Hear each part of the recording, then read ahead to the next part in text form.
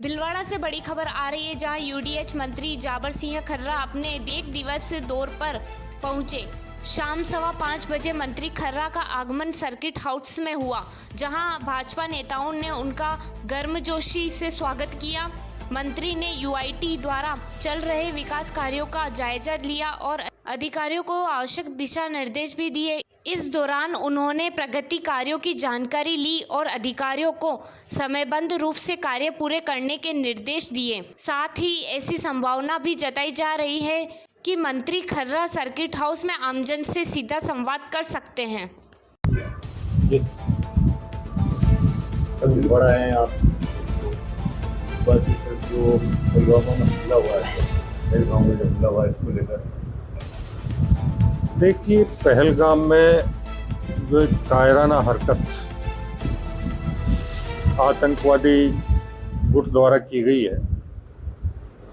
ये बहुत निंदनीय घटना है और उसमें हमारे देश के जितने भी नागरिकों को अपने प्राण गंवाने पड़े हैं। हम परमात्मा से यही प्रार्थना करते हैं कि उनके परिजनों को यह आघात सहन करने की शक्ति प्रदान करे और देश के सभी नागरिकों से, सभी राजनीतिक दलों से इस संबंध में एक अनुरोध है कि ऐसे समय में सबको एकजुट रहकर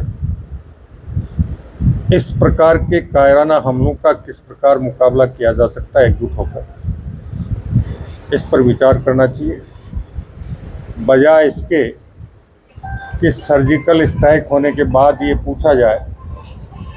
कि पेड़ गिरे या आतंकवादी मरे। दूसरा, देश के नागरिकों से और सभी समझदार लोगों से मेरा एक भी निवेदन है कि हमारी जितनी भी गुप्तचर संस्थाएं हैं, इंटेलिजेंस है, वो सूचनाएं कहाँ से लेती है। कुछ वो आधुनिक यंत्रों के माध्यम से जो दूसरे देशों से कॉल्स होते हैं उनको इंटरसेप्ट करती है और बाकी हम भी, आमजन भी अपने आसपास अगर सतर्क निगाहें रखें तो इस प्रकार की बहुत सी घटनाओं को होने से रोका जा सकता है। कोई भी संदिग्ध गतिविधि दिखाई दे या कोई अनजान व्यक्ति अपने इलाके के आसपास घूमता दिखाई दे तो देश के जागरूक नागरिक होने के नाते तत्काल सुरक्षा बलों को या स्थानीय पुलिस को इस प्रकार की सूचना देनी चाहिए ताकि समय रहते इसका इलाज हो सके। दूसरा, हमारी एक सबसे बड़ी कमजोरी जो मैं इस मामले में मानता हूँ कि हर इस प्रकार के दुर्दांत घटनाओं को भी स्वार्थ और राजनीतिक के चश्मे से देखा जाता है, जबकि इस प्रकार की जो दुर्दांत घटनाएं होती हैं उन सबको राष्ट्रहित के चश्मे से देखा जाना चाहिए और हर गलत कदम का निश्चित रूप से भरपूर विरोध करना चाहिए। ये एक देश के जागरूक नागरिक होने का कर्तव्य भी बनता है और इस मामले में मुझे ये कहने में कहीं कोई संकोच नहीं कि पिछले कई सालों में ये भौतिकवाद की चकाचौंध भरी जिंदगी में व्यक्ति जब अपने आप में सिमटा है, वरना हमें वो समय भी याद है जब 50 साल पहले गांव में या कस्बे में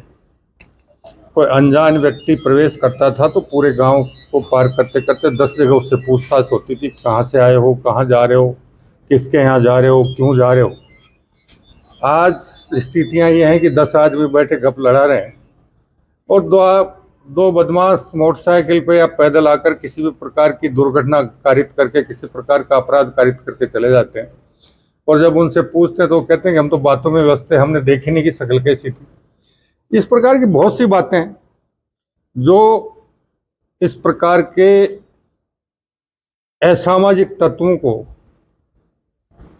इस प्रकार के कायराना हमले करने या अपराध करने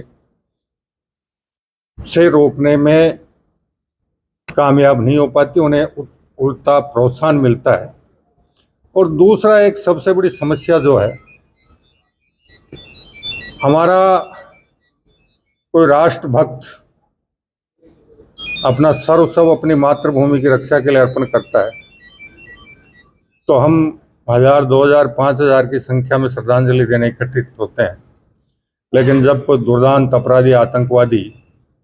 जिसे कानून के द्वारा अगर फांसी की सजा दे दी जाती है या वो सुरक्षा बलों या पुलिस की मुठभेड़ में मारा जाता है, तो उसके जनाजे में लाखों लोग इकट्ठे हो जाते हैं। ये भी बहुत दुखद वातावरण है।